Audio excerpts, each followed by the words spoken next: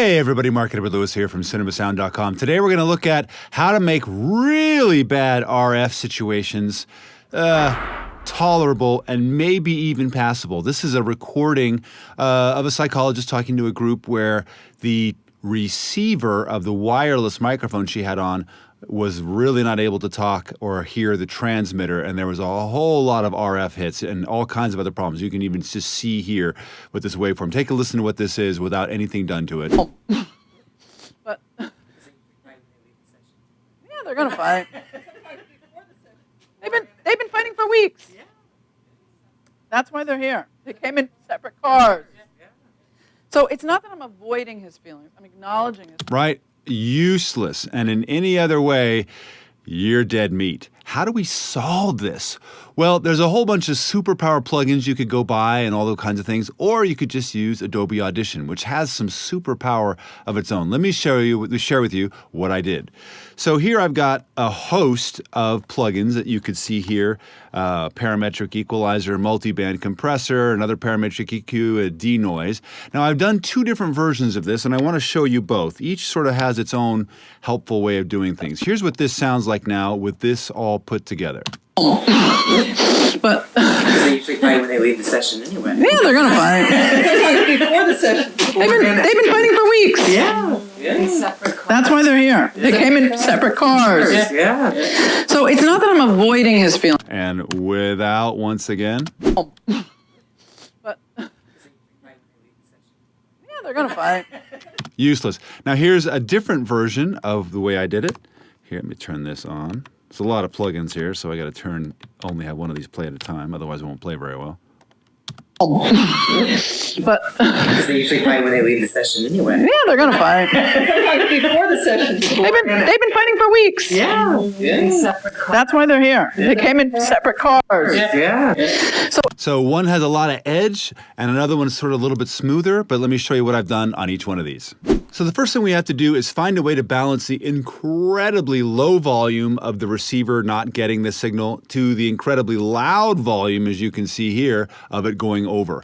And the way we need to do that is, instead of trying to figure out what to do with the loud volume first, let's bring up the lows. And that's what I did with this parametric EQ. There's no EQ going on at all here, but you can see that I brought up the whole thing 20 decibels. That's a lot. So now it's super loud. Then it goes to a multi-band compressor. In fact, a series of two multi-band compressors, each with its own frequency selections. They're slightly different, and each with their own slightly different thresholds and ratios and everything else. You'll notice this first one is slightly less draconian than the second one. Now, we've done this in the Premiere Pro, the Final Cut Pro, and the Resolve audio presets on CinemaSound, where we do that beautiful cascading compression. We did it on both single band compressors and in multi-band compressors, and that's what we've done here, where we've tried to take this super wide dynamic range and do our best to smooth it out using all 8 bands sort of interleaved like this, so that the audio is getting nice and smooth as best as possible. Again, this is a horrible, horrible situation that we're trying to resurrect. From there, now that we have the dynamic smooth, we take out the low frequencies, there's nothing there we want to hear, and finally we do a denoise pass to get rid of the noise. Here's what each one of these sounds like. So let's just bump up the parametric EQ. Well, we'll put in the multi-band compressors. But They usually fight when they leave the session anyway. yeah, they're gonna fight. So that's the bulk of the work is being done in multi-band compressor. Then we add the cut off of the lows, Before the session. They've been fighting for weeks. Yeah. and then we add the denoise. That's why they're here. They came in separate cars. Yeah. So it's not that I'm And we've been able to resurrect, it was sort of with the sledgehammer, but resurrect the audio that's there. Let's look at the other example. Here, because I'm using dynamics processing, I didn't need to bring up the signal very far, because ultimately it was all going to get processed in that dynamics processing plugin. So what I did here is start with the parametric EQ, cutting out the lows, and even adding some high frequency edge, which needed to be brought in because of this new process. compressors. And then dynamics processing. If you haven't learned how to use this incredibly powerful plugin, it's really important to learn how. So what's happening is sounds that appear above this level are being compressed pretty strongly so that the super louds, once they get above a certain level, are being brought down.